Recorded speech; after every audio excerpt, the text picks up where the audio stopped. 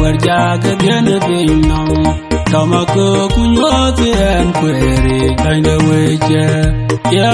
bainde dar Kachuala jang kwet kereje Choga juche mande kwe Baindi dia Diane endam kuriet Nyale yawa Bawe dutia epinam Tijengre Nyale wakuyon ye Bayata kera lajim nepinam Adondonde pyo Yelie na yeju Padulunde piru bakwanyi kencheye Kubateje ya berem kamose Ujar maya Choga juche mande kwe Baindi dia Diane endam kuriet Nyale yawa Bawe dutia epinam Tijengre Yon dia kar bawa kijbaindi Miriam du Diam je kwe Ronchin maloy Kuchoga tie dulu nyen Kerezo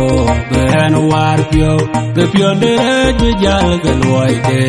Kubo pion jut keluai dum chatie Choga jute mande kwe Baindi dia Yene endem puriet Nyale yawa Bawe dutia epinyom Tijengre Baindi dia taludwe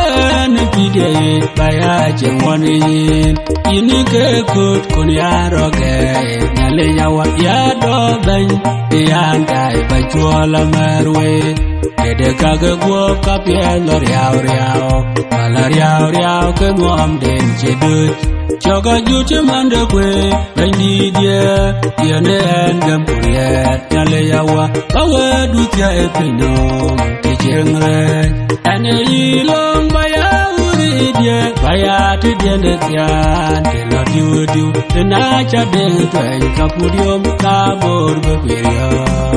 Keren bedung nyal Ceno manon jikor nyal Choga juche mande kwe Baindi dia Yene endem puriet Nyale yawa Bawe dutia epinom Tijengre